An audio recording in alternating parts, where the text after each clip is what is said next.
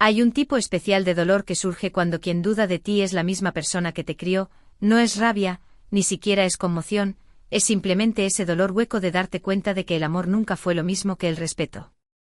Durante años mantuve la cabeza baja, hice todo lo correcto, esperando que algún día él me mirara y viera algo más que una decepción, pero en esa sala del juzgado, cuando mi padre se levantó de su asiento, me señaló directamente y le dijo al juez: «Ella miente, nunca sirvió en el ejército», sentí que algo terminaba para siempre.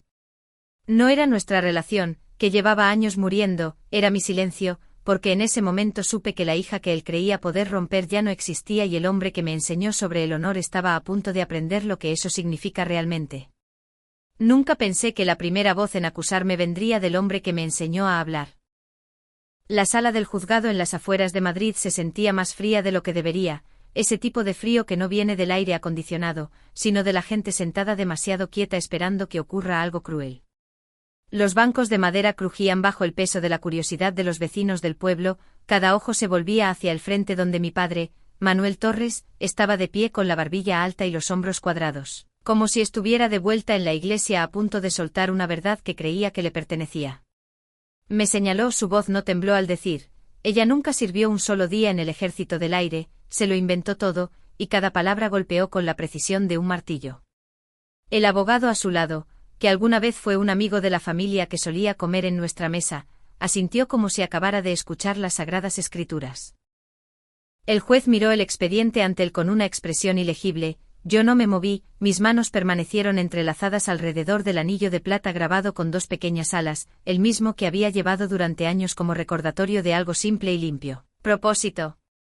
Los bordes se clavaban en mi palma, manteniéndome con los pies en la tierra, manteniéndome erguida mientras él decía más cosas. Decía que yo había construido una mentira, que vivía de ella, que había convertido la muerte de mi madre en un beneficio.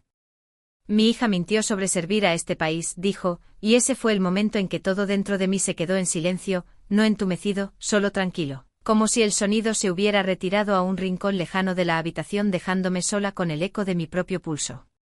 La gente comenzó a murmurar, el bajo zumbido de extraños alimentándose del escándalo. Lo miré y busqué un destello de reconocimiento, un rastro del hombre que una vez me enseñó a sostener una llave inglesa con firmeza, que me subía a sus hombros para ver los espectáculos aéreos sobre la base aérea de Torrejón. Pero todo lo que vi fue a un extraño con un traje que le apretaba demasiado el cuello y la mandíbula cerrada por orgullo o dolor, tal vez ambos. El juez se volvió hacia mí y preguntó: «Señorita Torres, ¿desea responder?».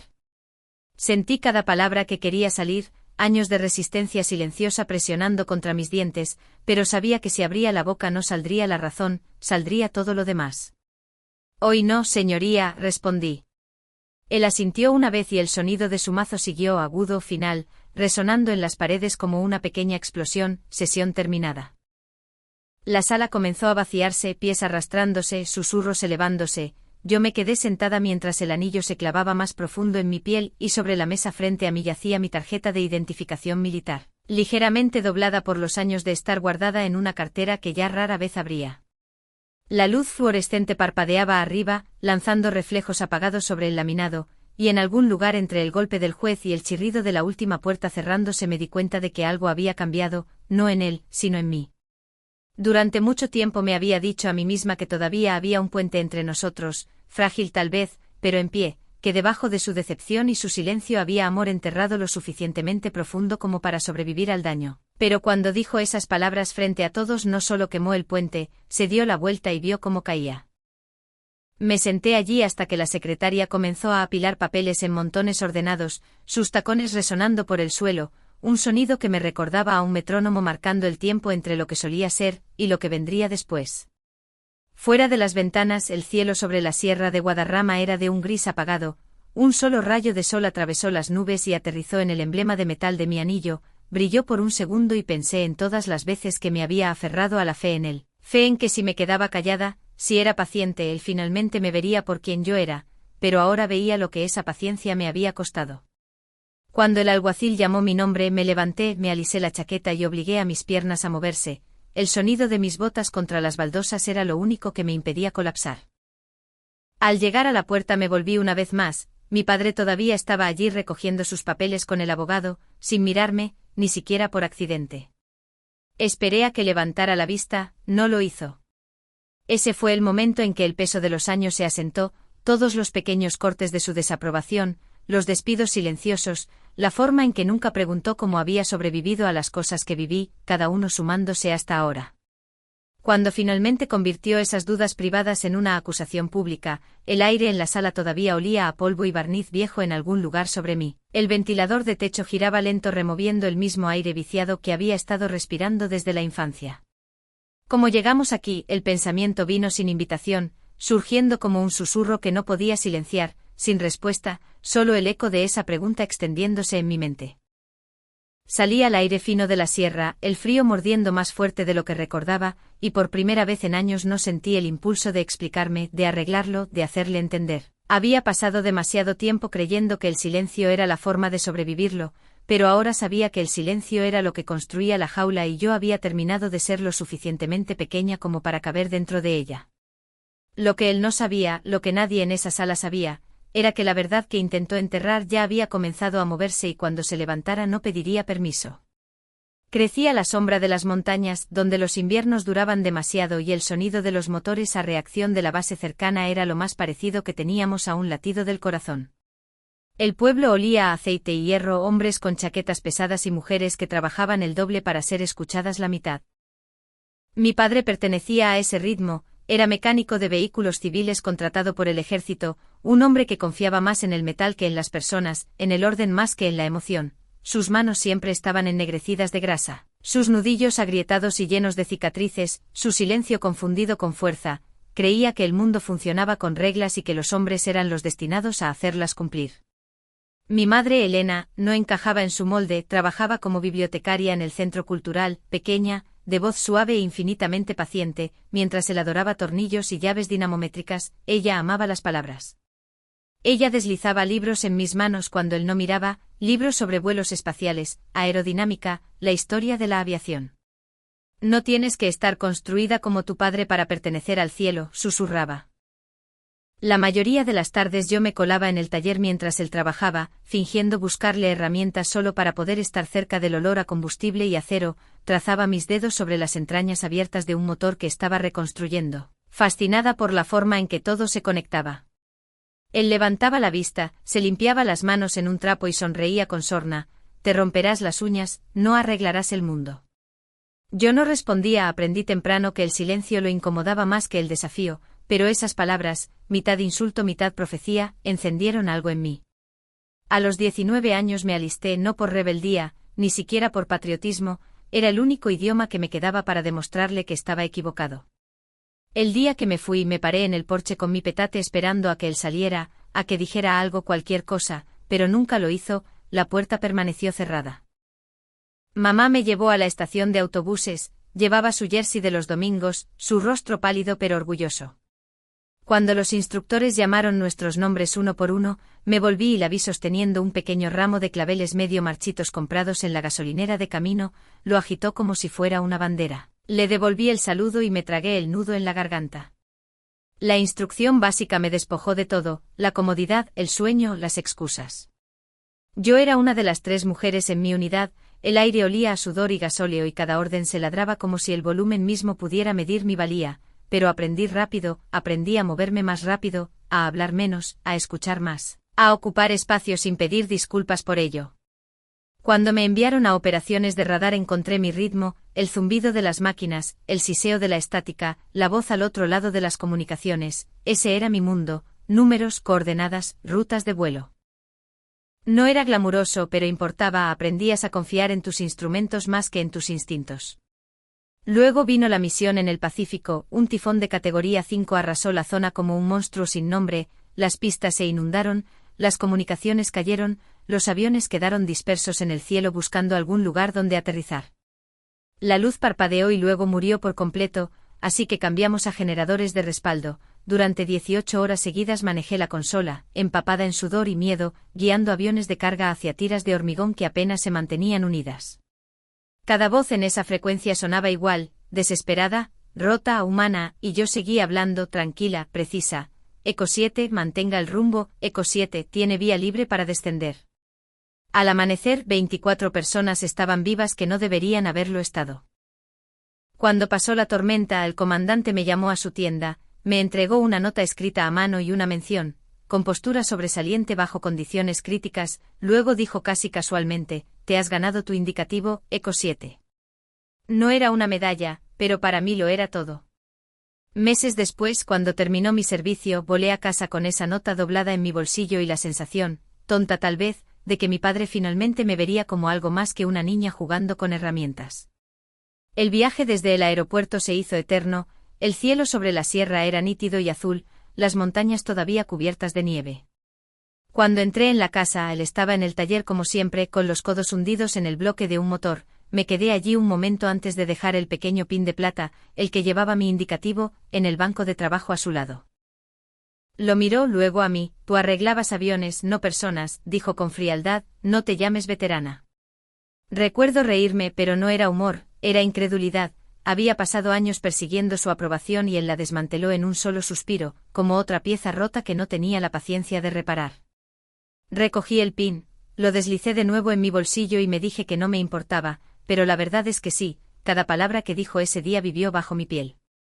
En ese momento algo pequeño y sagrado dentro de mí comenzó a fracturarse, porque en su mundo el servicio solo contaba si volvías a casa ensangrentado, si no habías luchado en el frente, no habías luchado en absoluto. Y en su mente las mujeres no pertenecían a ningún lugar cerca de la lucha.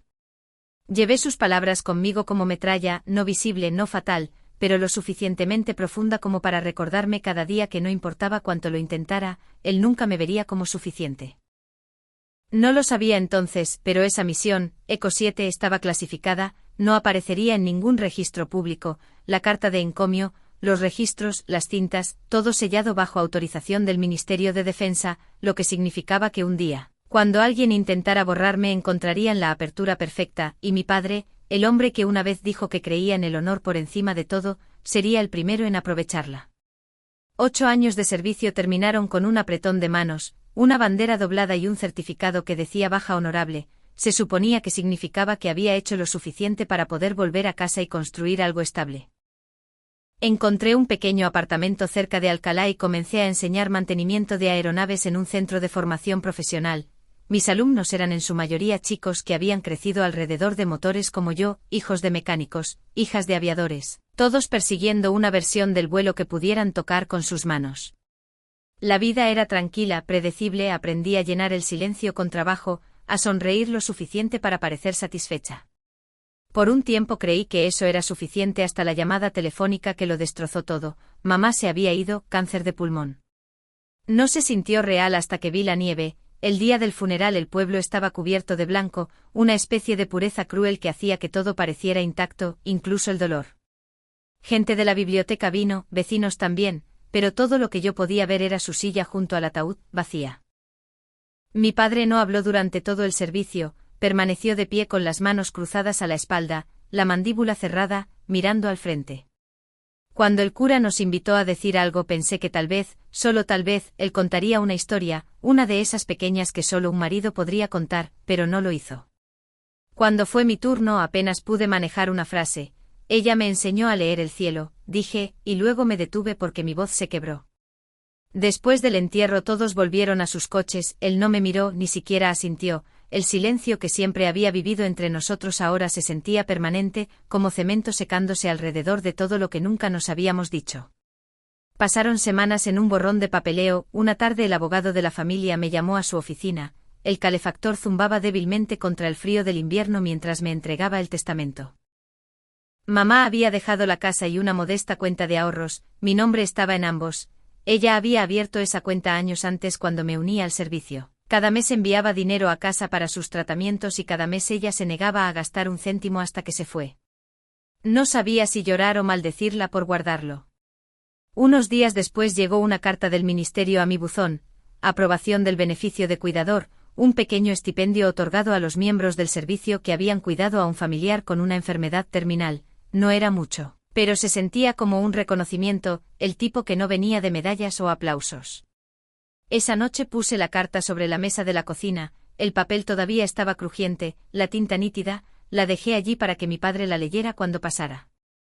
Pensé que tal vez estaría orgulloso de que algo que yo había hecho, algo de mis años de servicio, hubiera ayudado a cuidar de mamá.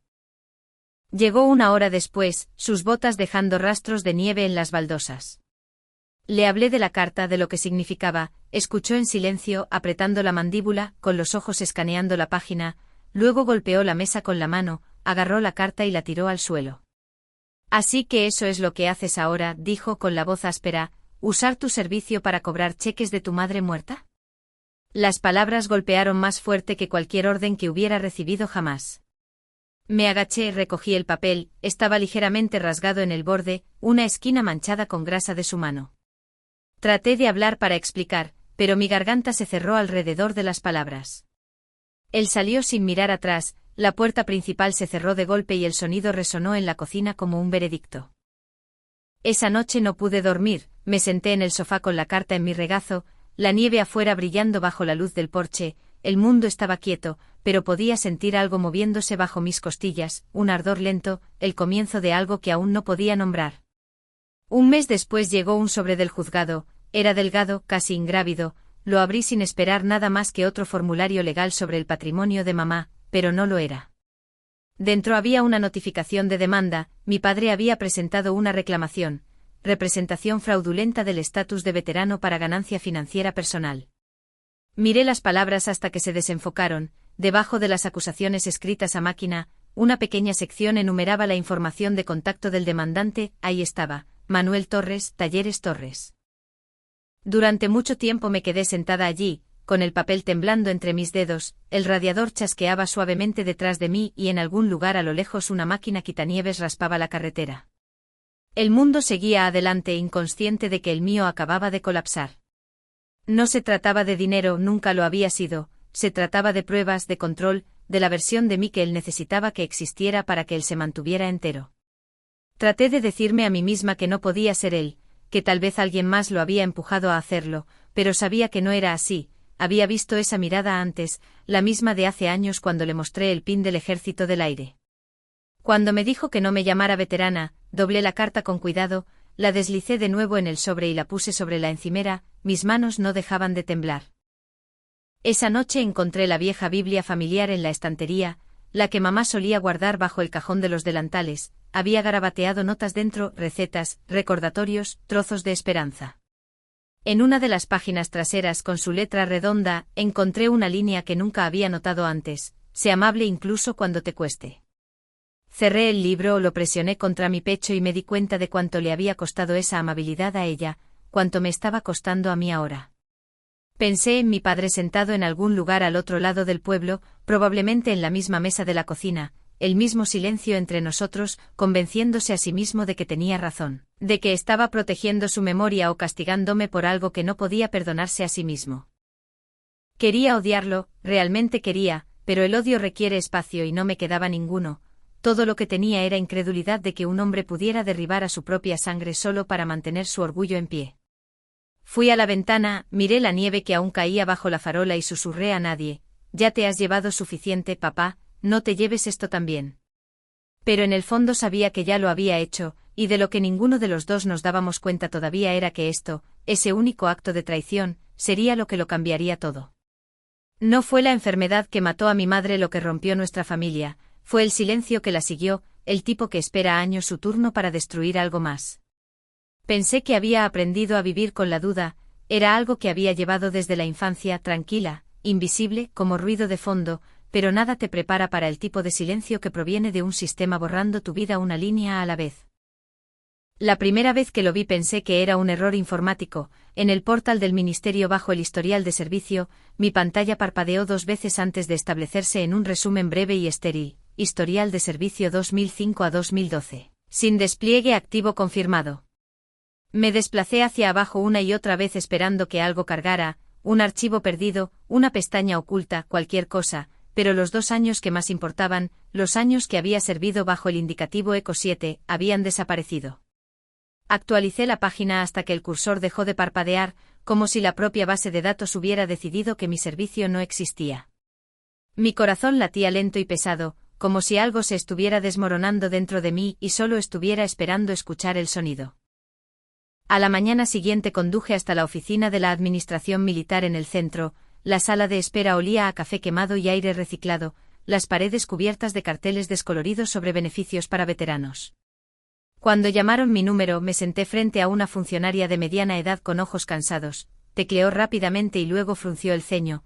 Alguien solicitó una auditoría de verificación en su archivo el mes pasado, dijo, girando el monitor ligeramente hacia mí. La solicitud vino de esta dirección. El número de fax impreso en el papel me resultaba familiar, lo miré tratando de que las letras tuvieran sentido. Manuel Torres, Talleres Torres. Por un segundo mi cerebro se negó a conectar los puntos, luego lo hizo. El taller de mi padre, su nombre, su correo electrónico. La funcionaria dijo algo más, pero no la escuché. Asentí, tomé la copia que imprimió y salí al aparcamiento donde el viento cortaba a través de mi chaqueta. Mis manos temblaban, el papel vibraba en ellas como si ya supiera lo que yo no quería admitir. Esa tarde conduje de vuelta a la vieja casa de piedra donde había crecido. La luz del garaje todavía estaba encendida, igual que siempre, ese suave resplandor amarillo contra la oscuridad. Él estaba allí limpiándose las manos en un trapo inclinado sobre un motor. Por un momento me quedé en la puerta simplemente mirando. ¿Tú hiciste esto?, pregunté finalmente, mi voz más tranquila de lo que pretendía. Él no levantó la vista. Pedí la verdad, dijo. La verdad, repliqué. Si serviste, demuéstralo. Sentí que algo se retorcía dentro de mí, no ira todavía, solo incredulidad. Se suponía que debías creer en mí. La fe no arregla mentiras, las palabras aterrizaron más pesadas que el sonido que hicieron. Lo dijo como si no fuera nada, como si estuviéramos discutiendo sobre una herramienta que no podía encontrar. Sus ojos permanecieron en la máquina, sus manos firmes, su rostro tranquilo. Era como si yo ni siquiera estuviera en la habitación. Lo miré durante mucho tiempo esperando que se estremeciera, que mostrara alguna señal de que esto le dolía a él también. No lo hizo. El zumbido de la luz del techo llenaba el silencio. Cuando finalmente me di la vuelta para irme, él todavía no había levantado la vista. Conduciendo de vuelta por las calles vacías, vi su silueta encogerse en el espejo retrovisor hasta desaparecer por completo. La nieve había comenzado de nuevo ligera y fina, del tipo que parece inofensiva hasta que lo cubre todo. En casa saqué la caja de metal que guardaba debajo de mi cama, mi propia versión de una cápsula del tiempo. Dentro había piezas de una vida que ya no parecía contar, unas pocas fotos borrosas en uniforme, una carta de encomio doblada y una nota escrita con la letra apretada de mi comandante, ECO 7 autorizada para operaciones secundarias, mantener cadena clasificada. No era mucho, no legalmente, no oficialmente, pero era mío, prueba de que las cosas que recordaba realmente sucedieron, que no había imaginado el ruido, el miedo, las horas pasadas en la tormenta salvando a personas que nunca conocería. Me senté en el suelo, el frío de las baldosas filtrándose a través de mis vaqueros, sosteniendo ese papel como si pudiera anclarme. Mi padre me dijo una vez cuando era pequeña y aprendía a arreglar el carburador de su furgoneta, un sistema solo funciona cuando cada tornillo está apretado correctamente, una pieza suelta y todo se viene abajo. Lo había dicho como una lección, una advertencia sobre la atención al detalle, pero ahora, sentada allí con su nombre impreso en los hechos que me despojaban de mi historial, entendí lo que realmente quería decir. No solo había aflojado un tornillo, lo había arrancado de cuajo, no le bastaba con cuestionar mi servicio, necesitaba desmantelarlo, desmontar cada pieza de quien me había convertido hasta que no quedara nada que pudiera amenazar su versión de sí mismo, porque si mi servicio era real, entonces también lo era su fracaso. Me recosté contra la pared, el papel todavía en mis manos, el silencio en el apartamento presionaba fuerte contra mí. Traté de respirar, de pensar en qué hacer a continuación, pero todo lo que podía escuchar era el eco de su voz, la fe no arregla mentiras. Durante años había intentado ganarme su fe, ahora me daba cuenta de que nunca tuvo ninguna para dar.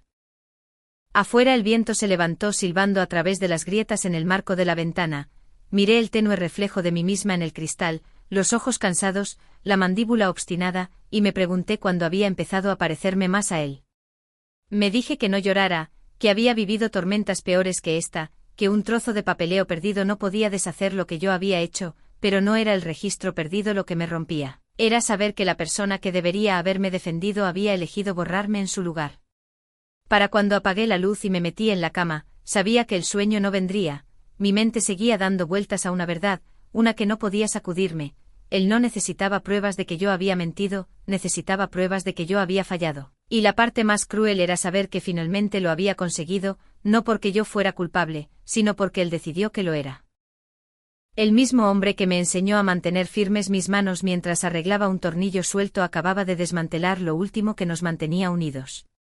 La sala del juzgado olía levemente a polvo y cera vieja, cada sonido llegaba demasiado lejos, el crujido de los bancos, el arrastrar de zapatos, el rasguño de un bolígrafo. Había estado en lugares más silenciosos que este, pero nunca en uno donde el silencio se sintiera tan afilado. Era la primera audiencia. Mi padre estaba sentado a solo unos metros de distancia, sin mirar una sola vez en mi dirección, el abogado a su lado, el mismo hombre que había brindado por mi aceptación en el Ejército del Aire hace tantos años, ahora hojeaba sus notas con calma quirúrgica. Cuando se levantó su voz era suave, segura, practicada. Señoría, dijo presentando una carpeta de documentos, la hija de mi cliente afirma haber servido, pero el registro oficial no muestra ningún despliegue activo. Ella fabricó una carta de encomio para respaldar una reclamación falsa de servicio.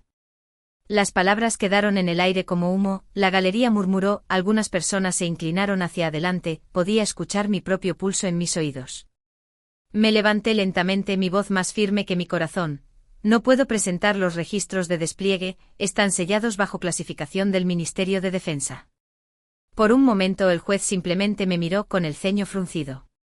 Mi padre soltó una pequeña risa sin humor, apenas audible, pero lo suficientemente afilada como para cortar la quietud. «Qué conveniente», murmuró. Apreté el borde de la mesa con tanta fuerza que mis nudillos ardieron, cada instinto me gritaba que gritara, que les contara lo que costó esa misión, que le recordara que yo había pasado 18 horas sin dormir manteniendo a hombres vivos en un tifón mientras él estaba en casa cambiando bujías, pero la sala del juzgado no era un lugar para la emoción, era un lugar para pruebas, y las mías estaban cerradas tras un muro de secreto. Mi abogado solicitó un aplazamiento, una oportunidad para llamar a un testigo, el coronel Marcos Álvarez, mi antiguo oficial al mando. El juez aprobó la moción, la siguiente audiencia se fijó para 2 semanas después. Cuando dejé el ejército, Álvarez me había estrechado la mano y dicho, si alguna vez me necesitas, apareceré. Era una promesa simple y yo le había creído, pero la citación que enviamos fue devuelta sin firmar, sin dirección de reenvío, sin mensaje, nada. La noche anterior a la siguiente audiencia apenas dormí, soñé con estática, del tipo que zumba a través de una radio antes de que una voz corte la señal. Eco 7, me recibe. Me escuché responder tranquila y automática, recibido. Luego vino su voz, firme, dominante, un recuerdo más que un sonido, mantén tu línea. Me desperté con el corazón acelerado y la lluvia golpeando fuerte contra la ventana, la tormenta afuera reflejaba la de mi pecho. Encendí la lámpara, en el escritorio a su lado estaba mi insignia del aire, las pequeñas alas de plata opacas por el tiempo. Pasé mi pulgar sobre ella y por primera vez en mucho tiempo se sintió pesada, fría. Por la mañana la lluvia no había parado, los escalones del juzgado estaban resbaladizos, ese tipo de mañana gris que hacía que todo se viera borroso en los bordes.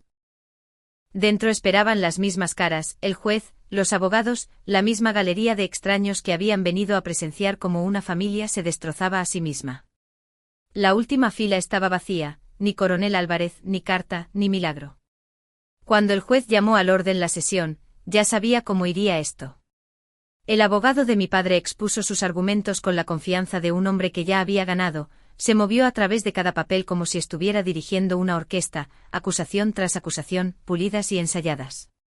Terminó con una línea tranquila y medida, la carga de la prueba recae en la defensa. El juez asintió, señorita Torres, tendrá 48 horas para presentar cualquier otra evidencia o testimonio de testigos, después de eso pasaremos a sentencia sumaria. Quería decirles que algunas cosas no se podían probar en papel, que el honor no era algo que archivabas o notariabas, pero en lugar de eso solo asentí.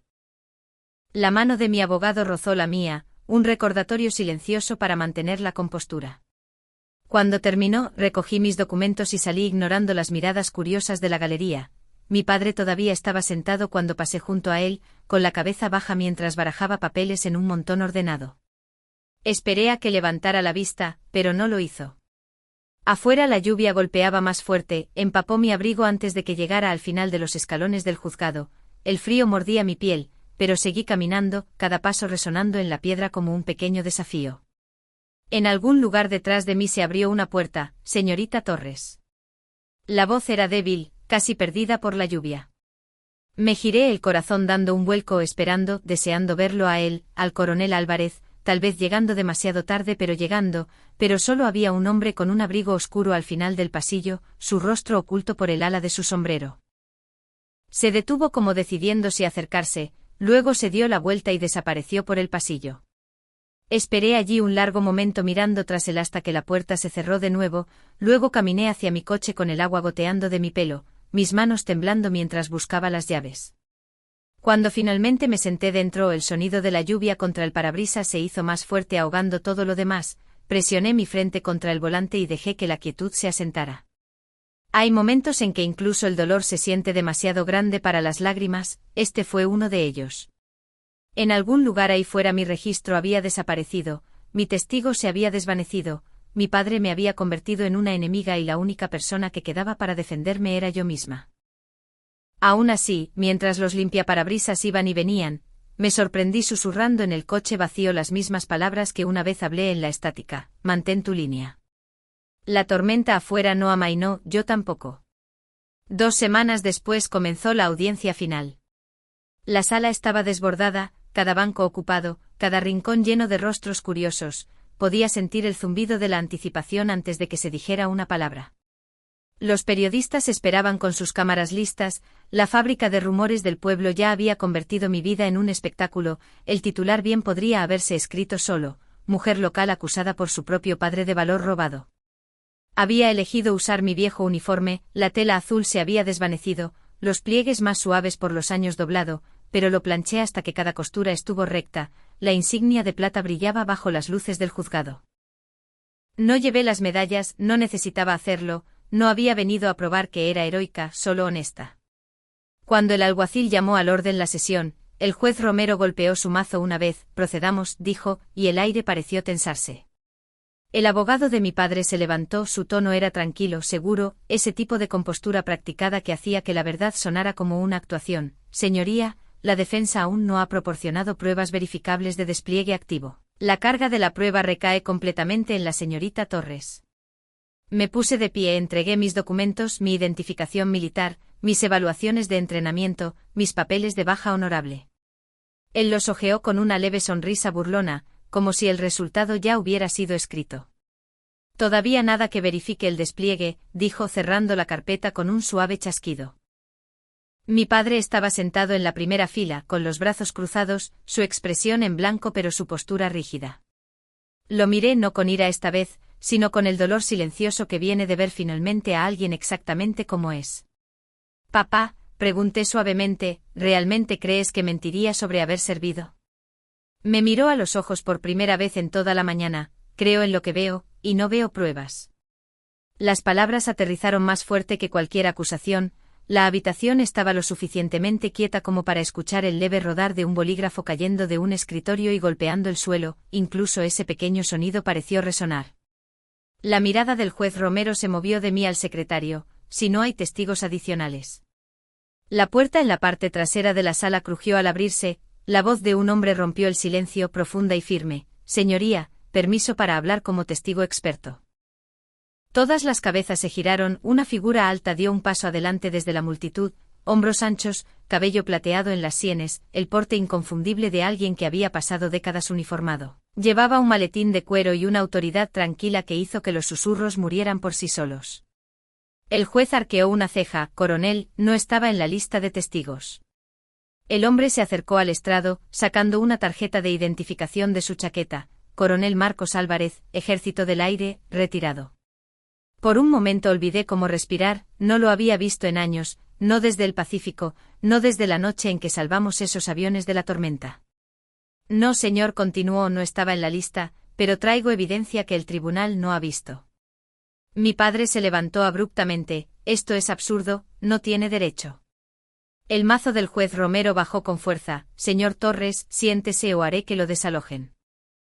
La energía en la sala cambió, la duda dio paso a la tensión y la tensión a una esperanza aguda, casi tangible.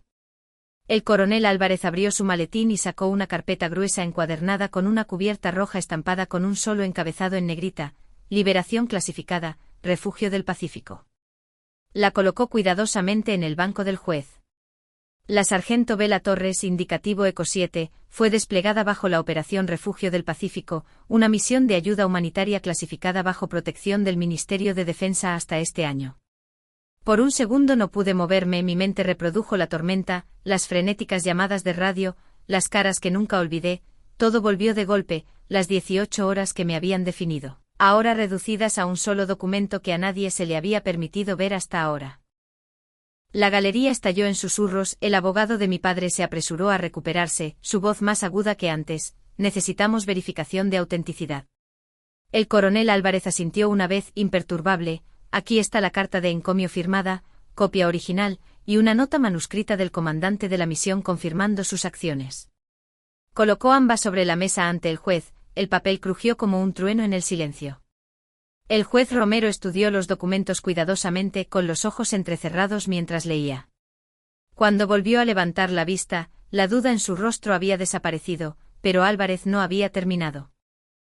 Metió la mano una vez más en su maletín y sacó un sobre amarillento por el tiempo, sus bordes suaves por años de guardarlo, lo sostuvo en alto: y un artículo más, dijo en voz baja: esta carta me fue enviada por la señora Elena Torres, su madre, después de la misión, agradeciendo a nuestra unidad por mantener a su hija a salvo. Una ola de quietud barrió la sala, reconocí la letra al instante, pequeña, redonda, firme, la de mi madre. El rostro de mi padre perdió el color, se levantó a medias de su asiento, su voz quebrándose: esa carta.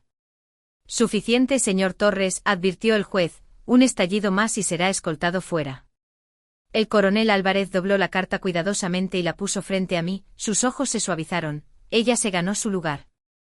Señoría, los registros y las palabras de su madre confirmaban lo que yo no podía hablar, el papel temblaba en mis manos. Mi madre había escrito esa carta hace más de una década y de alguna manera había sobrevivido, esperando en silencio en un cajón de archivos clasificados hasta hoy. Durante un largo momento el juez Romero no dijo nada, luego se recostó, exhaló y bajó su mazo. Este tribunal reconoce el servicio de la señorita Torres como válido y honorable. Caso desestimado. Sin aplausos, sin sonido alguno, solo la quietud hueca de la verdad asentándose en la habitación. Frente a mí mi padre bajó la cabeza, el hombre que una vez me enseñó lo que significaba el honor ahora estaba sentado inmóvil, con las manos temblando contra sus rodillas. Pensé que sentiría triunfo en este momento, vindicación, pero todo lo que sentí fue una extraña quietud dolorosa. Los reporteros bajaron sus cámaras, la gente del pueblo susurraba entre sí, yo solo me quedé allí mirando la luz del sol cortando a través de las altas ventanas, aterrizando directamente en la insignia del aire sobre mi corazón. Brillaba tenuemente en la luz, una prueba pequeña pero firme de que todo lo que él intentó borrar había sobrevivido, y por primera vez desde que esto comenzó entendí cómo se sentía realmente ganar, no alegría, no alivio. Solo la calma simple y pesada que viene cuando una herida deja de sangrar pero aún no ha sanado. Después de que cayó el mazo y la sala comenzó a vaciarse, me quedé quieta durante mucho tiempo. La gente pasaba, sus voces apagadas como si hubieran presenciado algo demasiado frágil para perturbarlo.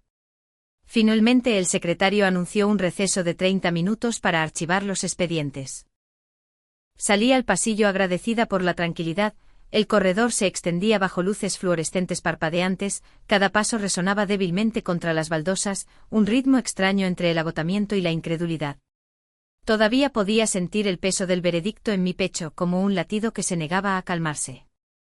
El coronel Álvarez esperaba cerca de la salida, con las manos cruzadas a la espalda, de la misma manera que solía pararse durante las sesiones informativas. Por un momento casi no lo reconocí sin el uniforme, me dio una pequeña sonrisa cuando nuestros ojos se encontraron. No tenías que venir, dije suavemente.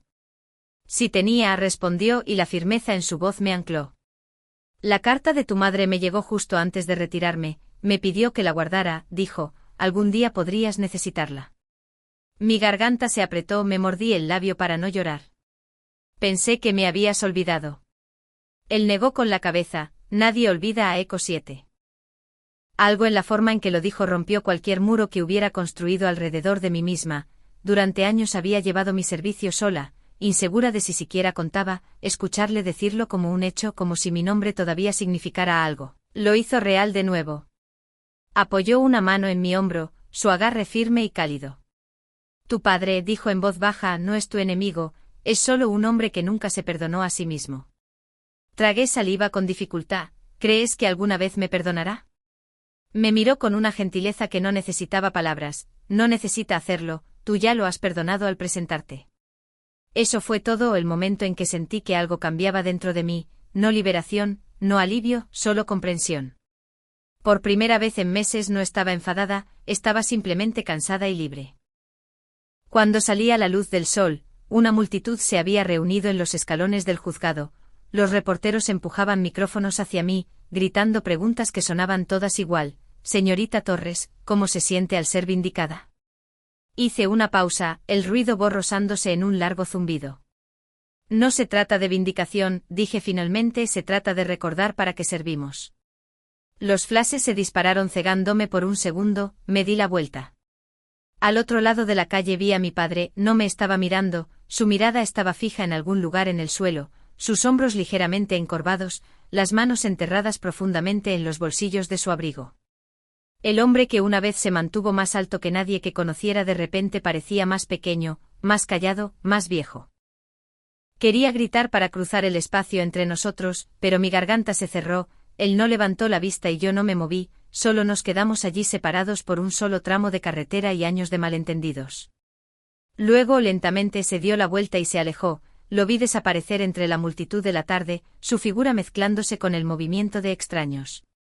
Nos dirigíamos en direcciones opuestas ahora, pero por primera vez sabía que ambos llevábamos lo mismo, la carta que había sobrevivido a todo lo demás, sus palabras, su fe, su amor lo suficientemente fuerte como para sobrevivir al silencio, y eso, de alguna manera, era suficiente.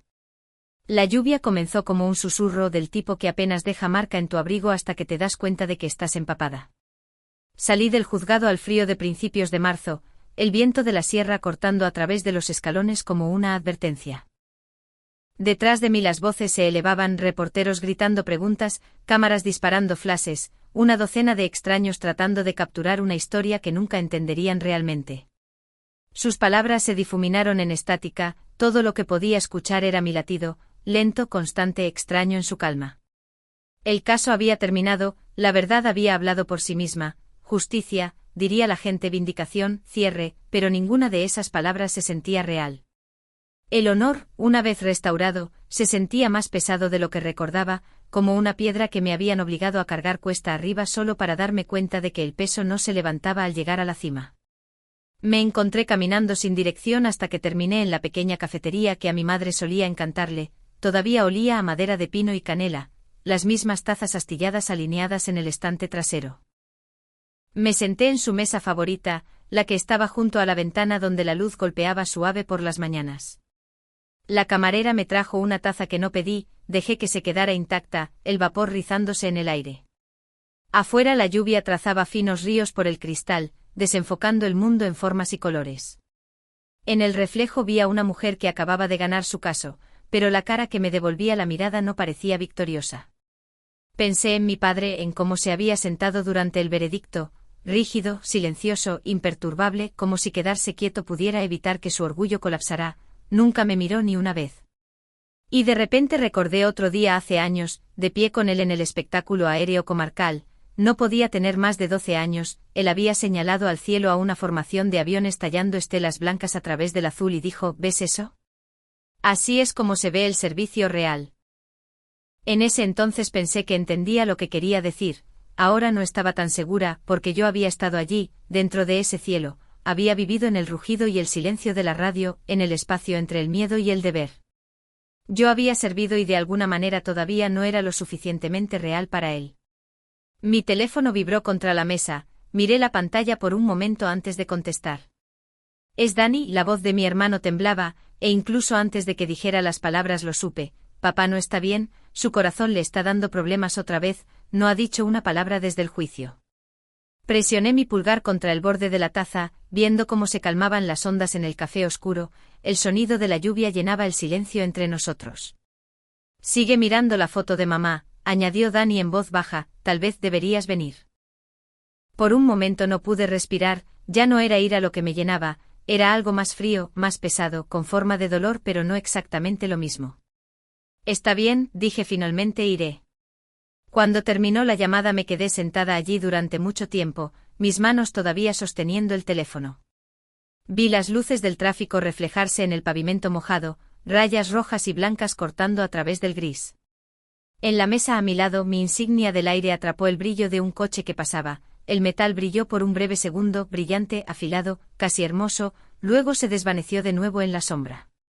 Esa luz se sintió como la verdad misma, fugaz, ganada con esfuerzo, pero demasiado fría para calentarte una vez que es tuya.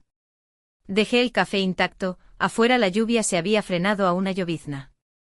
Me ajusté el abrigo y comencé a caminar hacia mi coche, el sonido de mis botas resonando contra el pavimento mojado. En algún lugar a lo lejos un trueno retumbó bajo contra las montañas. La justicia había sido servida, sí, pero la justicia no tenía nada que decir sobre el amor.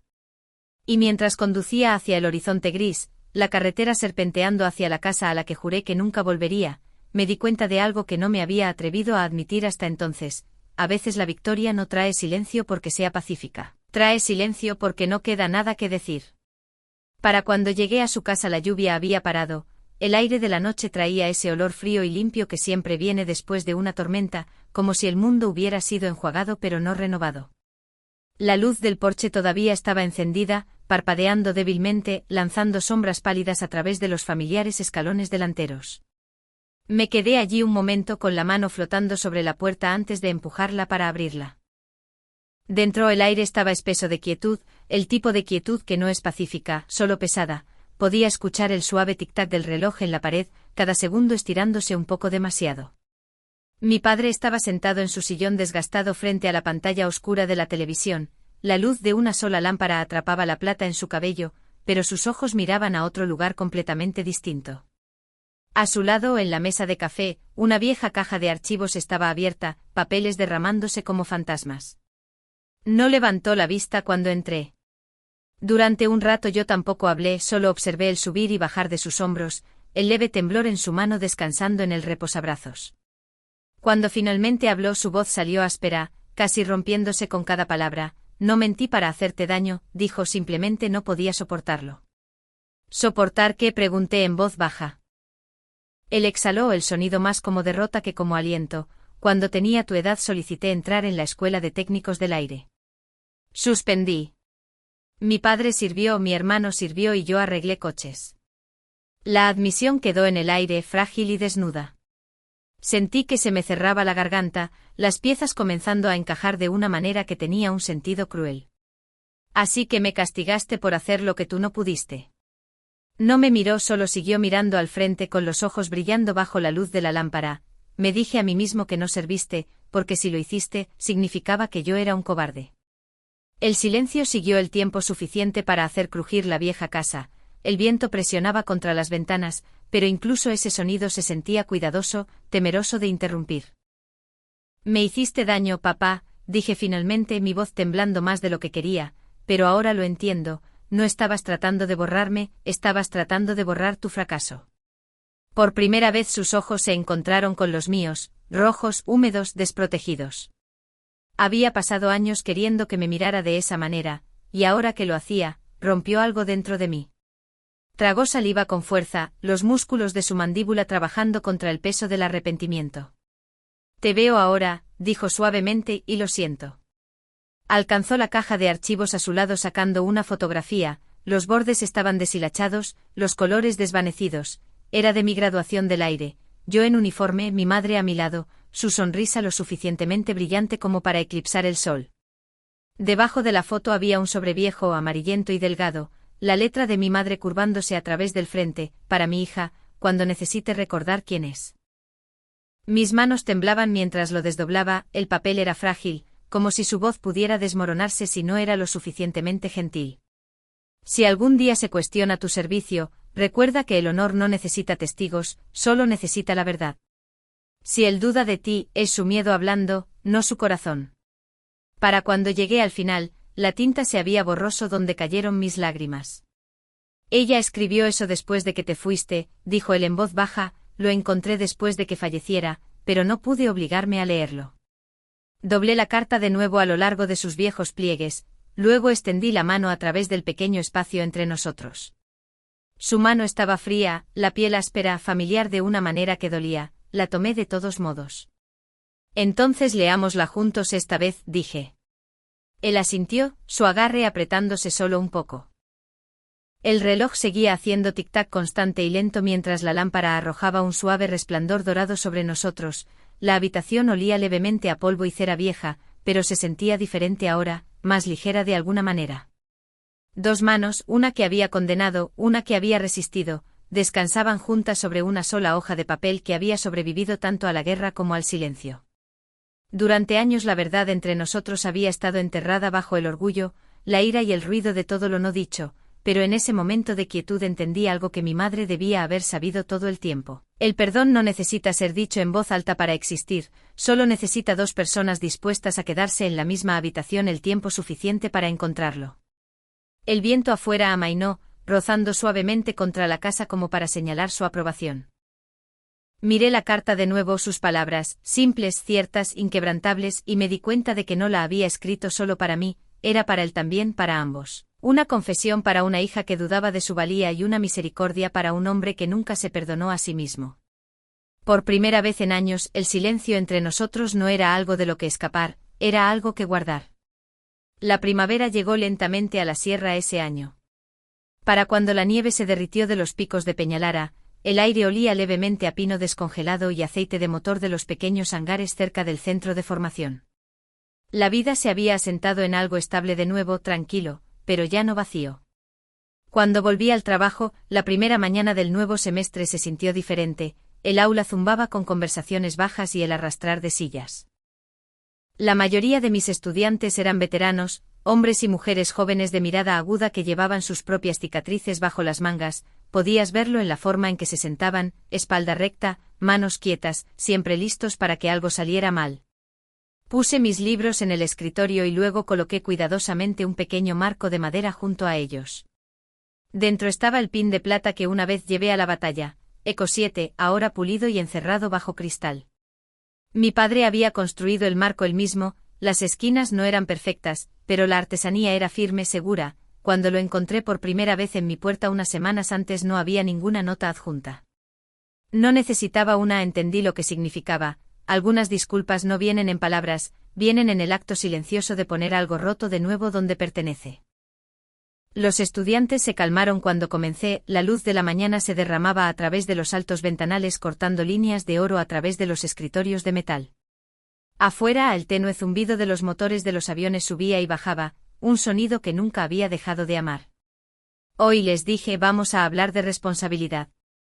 No del tipo impreso en los manuales, sino del tipo que vive en vuestras manos. Puede que nunca veáis a los pilotos que salváis, pero sus vidas dependen de vuestra precisión. Algunos de ellos asintieron garabateando notas. Desde la última fila noté movimiento, mi padre se había deslizado dentro, silencioso como siempre, llevaba su vieja camisa azul, las mangas remangadas hasta los codos. Cuando la clase se levantó automáticamente para reconocerlo, dio un pequeño asentimiento y tomó asiento en la última fila. Por un momento olvidé lo que estaba diciendo, la luz que entraba por la ventana aterrizaba directamente sobre él, suave y compasiva, parecía más pequeño de alguna manera, menos seguro pero más libre. Me aclaré la garganta y continué. A mitad de la lección, uno de los estudiantes más jóvenes levantó la mano. Señora, ¿qué es Eco 7? ¿Por qué ese nombre? Miré hacia el pin enmarcado, a la forma en que atrapaba la luz del sol y sonreí, porque los ecos duran más que el ruido. La clase se quedó en silencio por un instante, el tipo de silencio que significa que alguien está realmente escuchando. Luego, desde el fondo, un sonido rompió a través, un par de manos aplaudiendo. Mi padre. Se puso de pie mientras lo hacía, sus ojos brillando con algo que se parecía mucho al orgullo. El resto de la clase siguió, llenando la habitación con aplausos que se sentían menos como celebración y más como reconocimiento. No hablé, solo asentí una vez y sonreí. Después de clase, los estudiantes salieron uno por uno hasta que fuimos solo nosotros dos. Él esperaba junto a la puerta, con las manos en los bolsillos, esa familiar incertidumbre suavizando sus hombros. Salimos juntos al aire fresco de la primavera, el viento llevaba el aroma del combustible del aeródromo cercano mezclándose con la dulzura de las hojas nuevas. Tu madre habría estado orgullosa, dijo en voz baja. Encontré sus ojos, el dolor en mi pecho cálido ahora en lugar de agudo, todavía lo está, respondí. Él asintió, su mano áspera y trabajada descansando en mi hombro. El gesto era simple, pero sostenía el peso de cada disculpa que nunca había pronunciado. Nos quedamos allí un rato, ninguno de los dos necesitando llenar el silencio. Los árboles se mecían suavemente con el viento y en algún lugar arriba un avión cruzaba el cielo dejando una estela pálida que se desvanecía lentamente en el azul. Me di cuenta entonces de cómo algunas cosas, el honor, el amor, el perdón, no desaparecen cuando el tiempo avanza, resuenan como un eco. Y por primera vez en años, el eco no dolía, cantaba.